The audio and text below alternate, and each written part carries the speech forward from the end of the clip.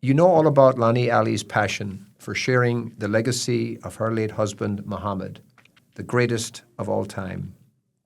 You may not know about her passion for her hometown, for the University of Louisville, and especially for Cardinal sports. On this episode, we'll learn more about Lonnie, about how she stepped into leadership roles and what drives her today. This is Red and Bold.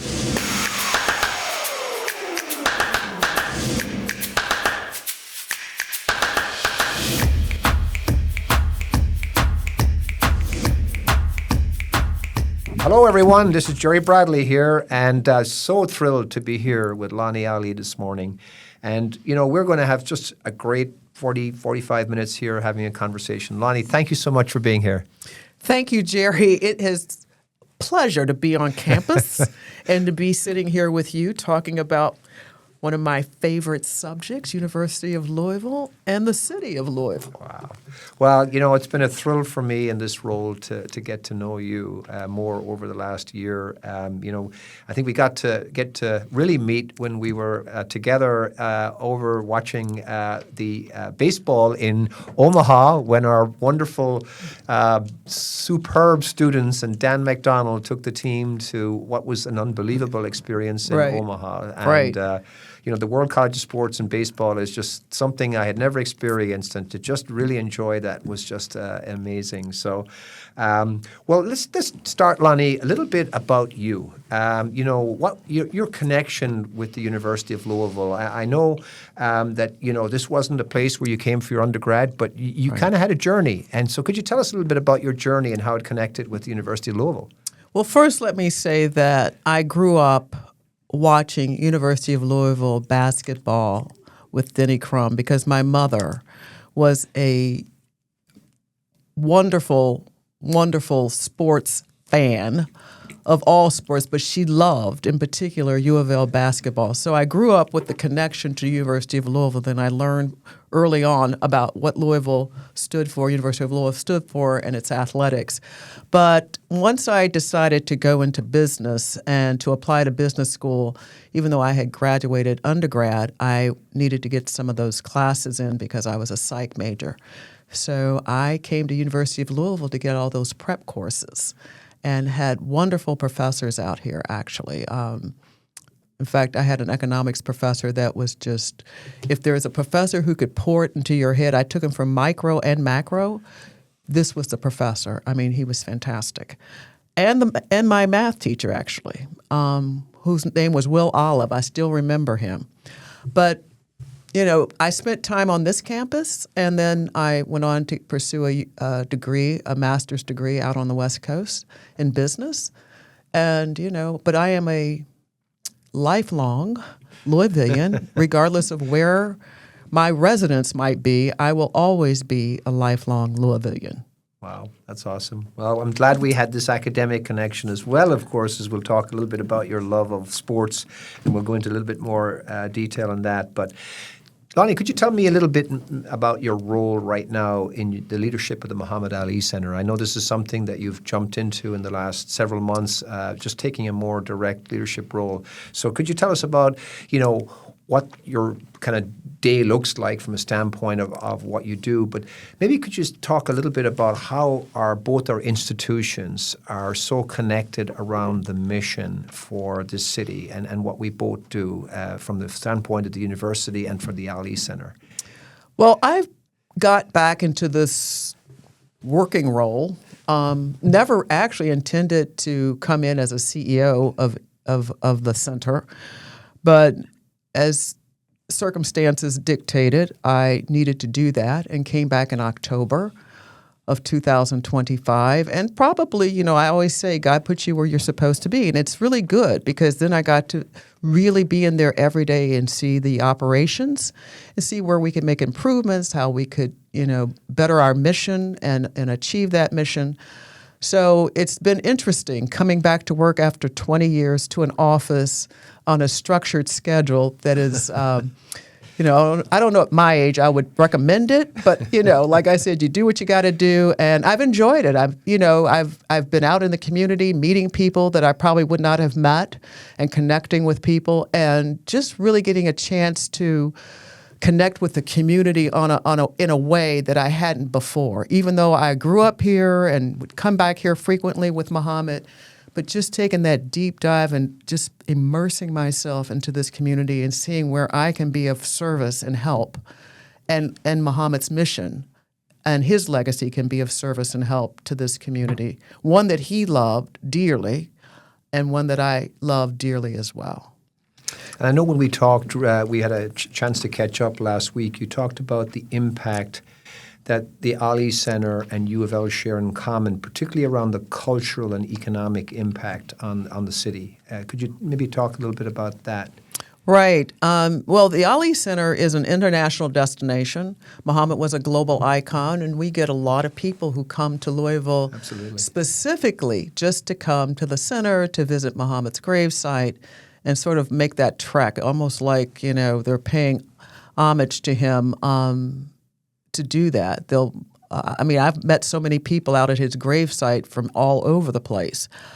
And, I think University of Louisville does the same thing. They bring people from all over the world to this university. It's a world-class university that's very diversive and inclusive, and fantastic academics, fantastic athletics, and it creates community. This is, it has a certain feel here, and it's welcoming. And I know the students appreciate that. In fact, my son, who works for Louisville Athletics, can't get himself away from here. I'm serious. He loves this school with a passion. And that's the way I think people who go here feel. And that's the way people feel about Muhammad, is that passion. But when you talk about economic impact, it's the students that you are educating, the workforce, the future workforce that you are educating, to help draw industry here, businesses here, and having that workforce ready to go. A lot of communities who have done that have seen that investment into education and into their universities pay off big time. Nashville, for one, they have done that, and they are work ready. People will move there because they know they have a skilled workforce. With the center, I think bringing people in, putting heads in beds, being that attraction, being a convening venue, we too bring people in and have that economic impact. And of course, we'll talk about the athletics, but we know what UofL athletics does for the economy in Louisville. Yeah. That's a no-brainer.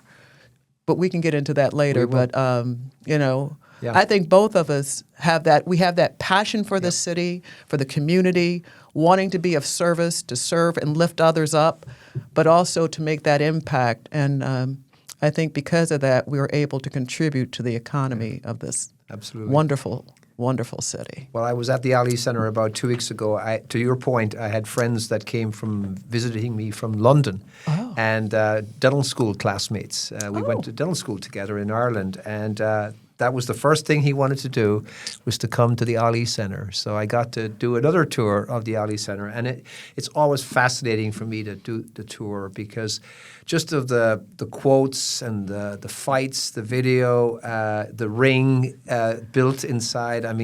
Just an amazing, brilliant reflection of the legacy of this man who made an amazing difference to the world. And it's just he did, Jerry. He did. In fact, some of his biggest fans come from England and Ireland. Honestly, they do. But I'm glad you were able to tour it. Absolutely. And it's the 20th anniversary of the center from its opening, and we're beginning to reimagine what this center can look like in the next 20 years. So that should be exciting as well.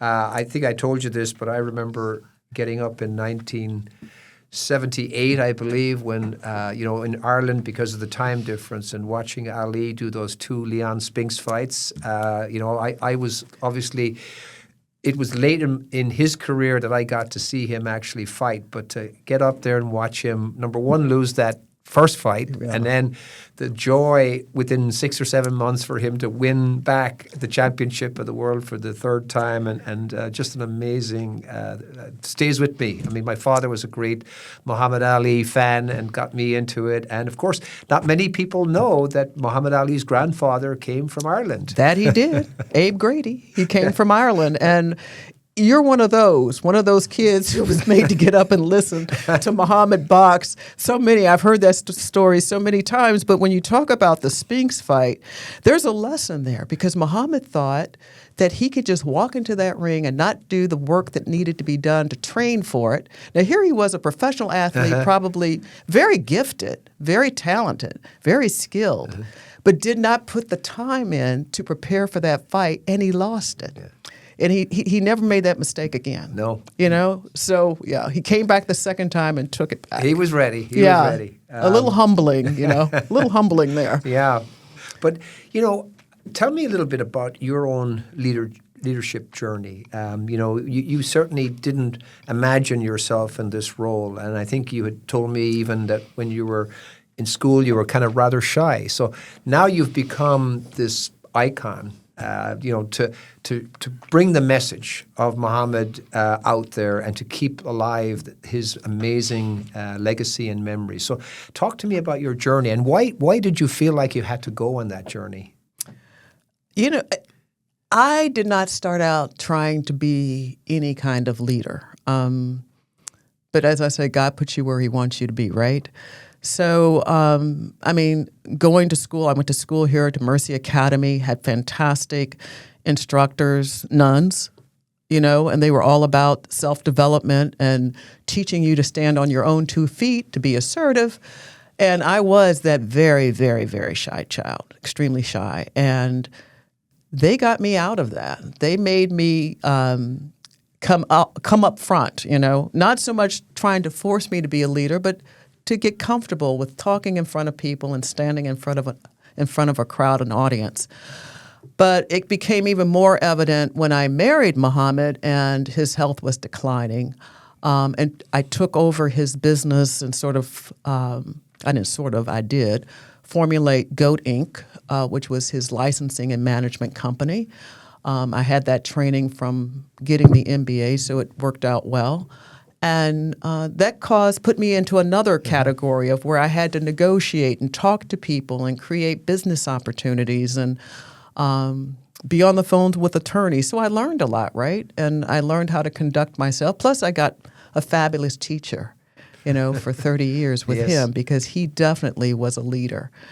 And so I learned how to use that soft power, that compassionate power. But I was happy to continue to let him be the one in front and for me to be the one in back because you don't have to be out front to be a leader, you know? You can do a lot behind the scenes, and that's where I preferred to be. But as time went on, I had to become his voice, and, you know, Muhammad had that moniker that he so famously loved, being the Louisville Lip. So I guess that had to pass down into the family, and I had to become the Louisville Lip for him. And you know, again, loads of opportunities, doors that opened as a result of that. And I think, you know, just being Muhammad's partner and caregiver and care partner, people appreciated that. And that in itself sort of gives you a platform to speak about those things, being a caregiver, helping other caregivers. I've done that. Then we opened a Parkinson Center. So there's been a lot of opportunities for me being Muhammad's wife that have come naturally. Not that I sought them out, and I still don't seek them out, but they find me. And as I said before, I don't consider myself a leader. I consider myself a responsible citizen who needs to set an example because you never know who's looking. And I believe in walking the walk that I talk. And if you want to call me a leader, so be it. But, you know, I don't get heady like that because I'm not into titles. Yeah. I just want to do the work that God put me here for, and part of that is preserving and maintaining and mobilizing Muhammad's legacy. Well, you said something important to me when we talked there recently. You said you never know who you are the example for. That's right. And I think, part of the work that you do behind the scenes, it's amazing how people notice it. And we think we don't know that they notice it and the difference it does make, and the role model that you have and have been and continue to be, I'm sure, is not lost on many, many people and has changed people. I hope so. Yeah. I hope so. As somebody once told me, stay humble and stay hungry. Well, we've mentioned this, and it's time to get to some sports, but, your connection, and it's been a long connection, and Ali's connection, because I think, clearly it was a shared love that you all. So kind of talk me through this connection and how much it meant to Ali, how much it has meant to you and means to you going forward. So please share with the audience. I will be honest and say that even though I have always appreciated college sports, especially sports here at University of Louisville, it was Assad who really got me into Louisville sports overall. I mean, the whole sports program, because he came to school here. He wanted to be at school here. He played on the baseball team with Dan McDonald and sort of exposed me to Louisville sports. And, he played a sport every season. So I learned about football because I didn't know about football. I know they're not going to like this, but I went to Vanderbilt. I went to Mercy, which was, all-girls school, but I went to Vanderbilt, and at that time our football team wasn't very good. So I didn't know anything about football till I learned it from Assad and growing up. And then, baseball, basketball, he played all of that. He ran track or played track. I think he threw the javelin. He did something. But all of that together made me into a huge sport. I lived for those days to be out on that field or be in that court or be in that stadium with him. And I transferred that to Louisville because when he came here, it just opened up a bigger opportunity. And we were fortunate enough to spend time here in the fall and go to the University of Louisville football games. We didn't make as many basketball games, but of course we come back in the spring and go to the baseball games, and there's nothing like it. I mean, there is nothing like it. You just get so excited, and I know, and you probably have experienced this, Gerry. You've been here for 10 years. When Louisville sports is buzzing, when it is ascending, when it is powering through and winning championships and games. This city is happy. People are happy. I'm happy. And it just lifts the mood in the entire, community. We're just, go Cards. That's who we are. And we're out there. And even there yesterday, I was at a baseball game. It was Ali Day here for Louisville baseball in Patterson Field, and we were playing Clemson. But again, it was a series, and we had won the first two. This was the third, but it was so dynamic to be out there. It's just good, clean fun where people come together and you create that community because you don't care. You sort of forget all the other stuff. You forget what people do. I should say who they vote for. What they. What their religion is. It unites us all. It unites us all. Or what their income is. You don't care. All you care is that they are a Card fan.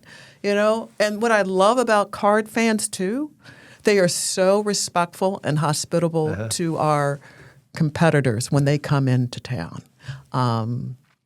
Very, very nice. We're good fans out there. Yeah. We're showing our best side. So I appreciate that as well. But it's just so fun to be out there. Yeah, no, I think we had a recent study done that the economic impact of athletics on the city is about $1 billion a year from a standpoint of all the difference it makes, and I think, it's an amazing, that's a big wow. And when you think about, and we saw that when COVID hit, right? I mean, what a difference we saw with.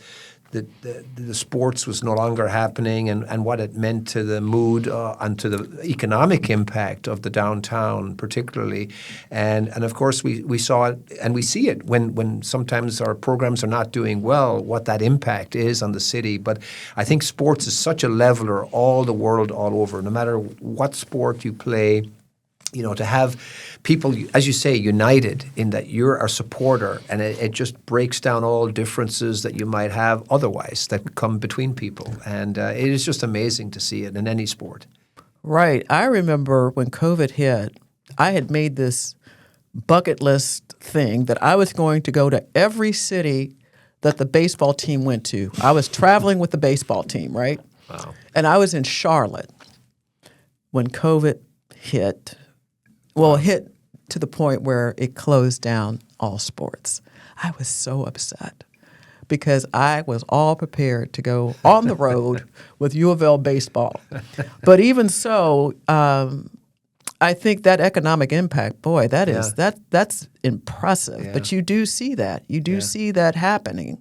And especially when we can host post-conference meets, Yeah. When we hold the regionals or super regionals, or we get the first round of one of the tournaments here, goodness. I mean, how much better can it get? How much better can it get? Exactly right. What kind of switching gears again, I think, maybe viewers or listeners today would not be aware of, but could you talk to us a little bit about the Compassion Index? And I know this is something that the Ali Center and the 6 principles around Muhammad. Can you talk a little bit about that? Because I think our listeners would really love to hear your thoughts on that and what a difference it makes. Right. Well, when you think back, this is the city that supported Muhammad when he had a dream to become a heavyweight champion. And this city bonded together. Some of the city's biggest, what we would call city fathers, bonded together to become the Louisville Sponsoring Group and sponsor this young athlete on his quest for greatness. And this city has always had a history for compassion. But Muhammad took it to another level, I think.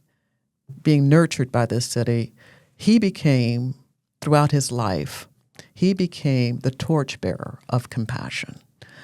So when you think about the core principles that guided Muhammad's life, and you get down to the basic of what defined who he was every day, it was really about love and compassion. And we understand that compassion is not something that you automatically have. It's something that you have to work at. But he was able to exhibit compassion every day, multiple times a day, as easily as if he was breathing. So we felt it was something that we needed to address as part of his legacy, especially given where we are as a country. Mm-hmm.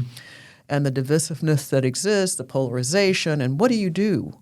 And you've heard me say this before, you double down into the good. Mm-hmm. That's what he did. He always doubled down into the good stuff. And we wanted to first know what was the state of compassion across the United States. And what we did, we hired a cultural intelligence agency named Sparks and Honey, who did all of the data for us. This is data-driven. This isn't dust in the sky kind of fairy kind of stuff. This is real data that we acquired and interpreted. But there were 12 pilot cities across the United States that we used. And in the inaugural report, we found that there are 5 layers of compassion, the first being self-compassion, which we saw a lack of during COVID, mm-hmm. and which sort of explained why caregivers on the front line, nurses and doctors, gave out. They could not give compassion to their patients as much as they may have wanted to because they were exhausted. They could not give compassion to themselves. So regardless of who you are and where you are, if you don't show yourself compassion, you cannot give compassion. And we realize there's certain aspects that make compassionate cities. And I'm happy to say that on a score of 100 to a minus 100, Louisville came in second behind Seattle. Wow. We are considered a compassionate city. And I think our score was 15 and Seattle's was 16. But that also shows you how much growth we have. Yes. But it's some of the common things you should think about that make a compassionate city. One is, which is most important, one of the more important things is how we treat our homeless people, mm-hmm. how we treat mental health, how we take care of housing for those. Green space. How do we provide green space for people? And how do we collectively come together as a community to volunteer? How do we engage with each other? and we do very well, fortunately. So this report, and this was the first report, we're in the midst of doing a second report that will be a global compassion report that will include 20 cities in some rural areas. We didn't have rural areas in the first report. And it will include 12 international cities covering 6 regions in the world. So we'll get a more robust picture of what compassion looks like across the globe. And this will be, the first one was completed prior to the election, the presidential election, the last presidential election. This will be one. And those same 12 cities are in the same group of 20 cities. Okay. So we'll get to see where they have gone since then. I know they look at 6 factors. I think spirituality is one of them. Oh, his core values. Yes. His core values, education, healthcare, and of course, sports is in there as well. You're talking about in the compassion report. Yes. Spirituality is one of Muhammad's 6 core values too. Yes, that's true. Sports, because what we found is that people are not trusting institutions anymore. Their trust is not there. Their trust is with other things like teachers, community organizers, or leaders, and sports figures. You know, sports figures play a big role. They may not want it, but people will trust a sports figure quicker than they would an institution. Because I guess they feel like the personal thing is there, the personal involvement is there, and I'm sure. And it makes sense to me because if Muhammad would say something today, people would believe him probably faster than they would something else, you know, from some organized institution or business or something. You know, Lonnie, you've had a great, wonderful life so far and a continued life ahead. What would you say are your greatest accomplishments?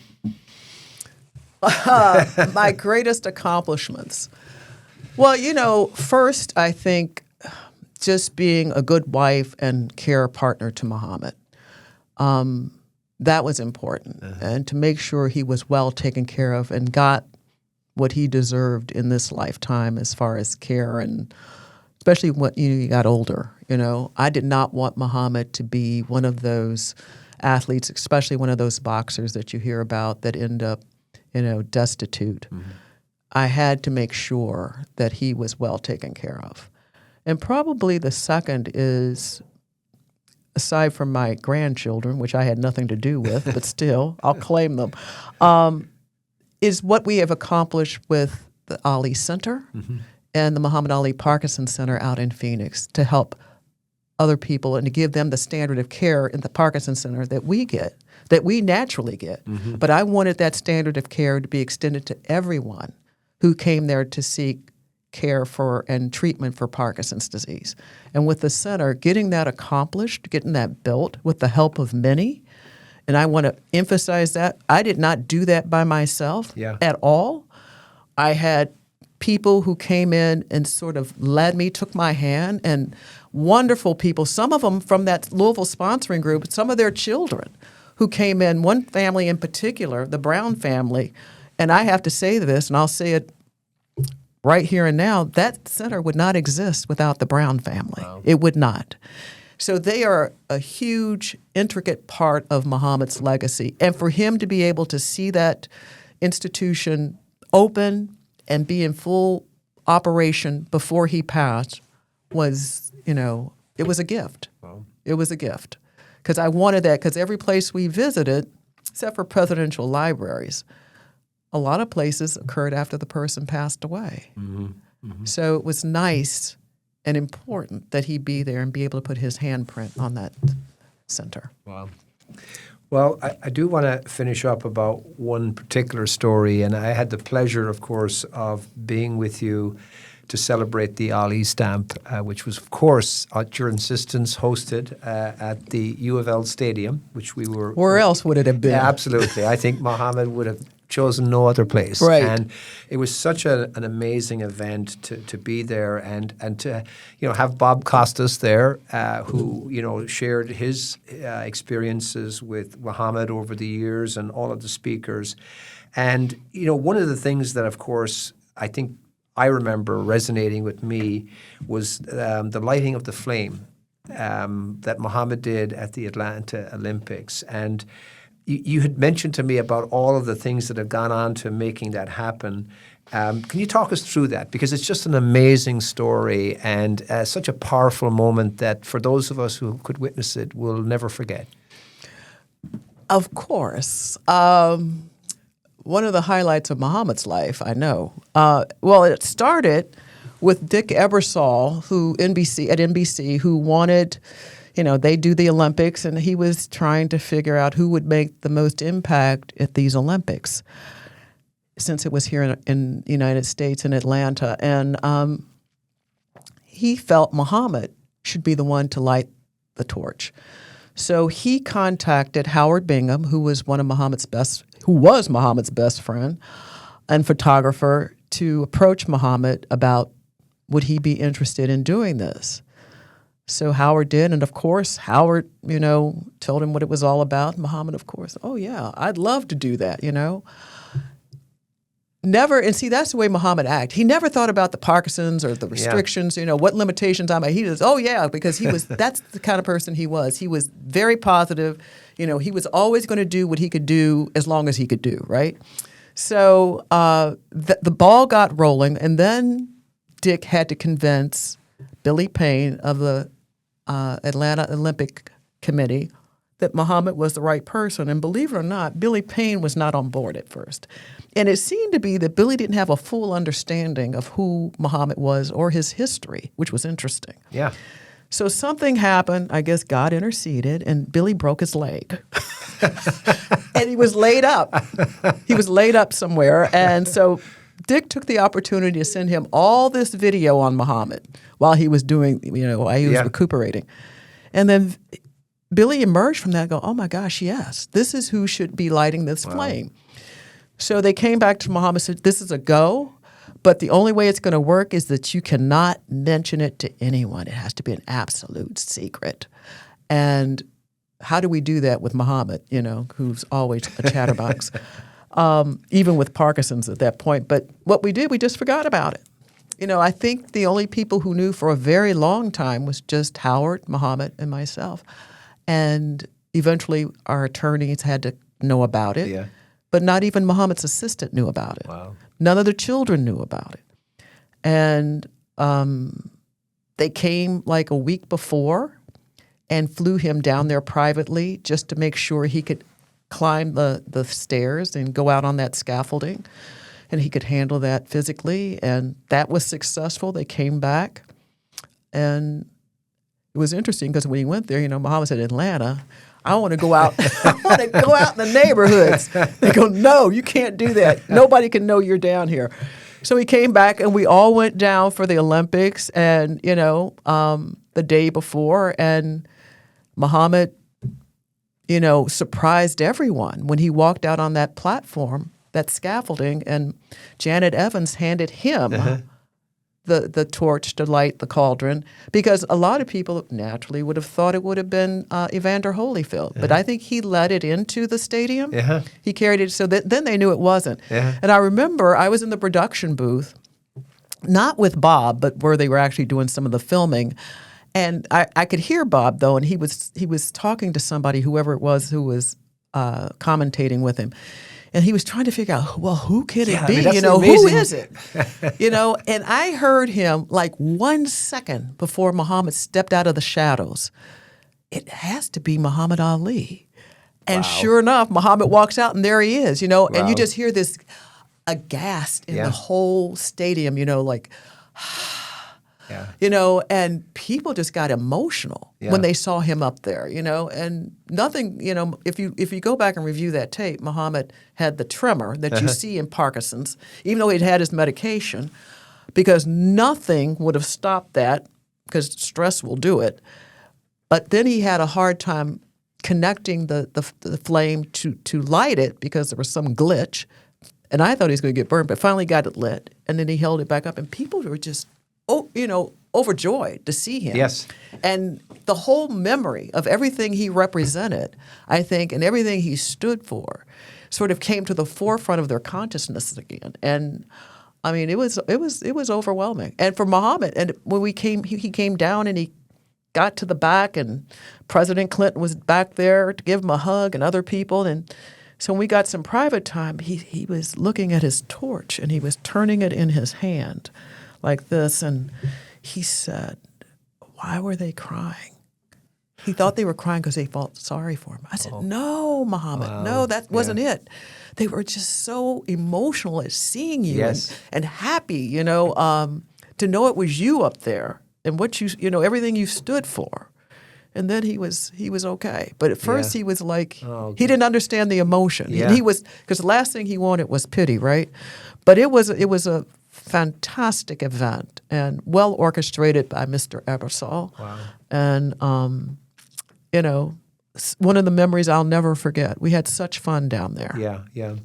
Well, I think, the reflected in the way he did it is it showed, number one, the vulnerability of course of the condition he was in, and he allowed himself for the world to see that, but the strength for him to see it to the fruition. He held it and he wanted to light it, and he did, and he allowed himself to do that. And I think that's just an amazing, iconic video that I don't think anybody.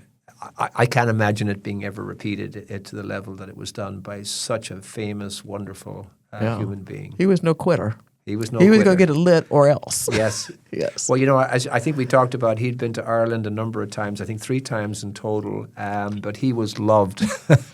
He was loved the world over. I mean, I think he was loved the world over, maybe even more so than in America for a long while, except, but of course then everybody got to see, what he stood for and what his principles and values were. And I think, Lonnie, it's just been a pleasure to speak with you today and to get to know you and to learn a little bit about your journey. I know my Father up in heaven would be thrilled at the thought that I was sitting here with Lonnie Ali, the Muhammad's wife, and had this opportunity to talk about you and his journey. So thank you so much for being here today. Thank you for all you do for this city, for the Muhammad Ali Center, and for UofL and UofL Sports. Well, thank you, Gerry. It is my pleasure to be here, and I'll come back anytime.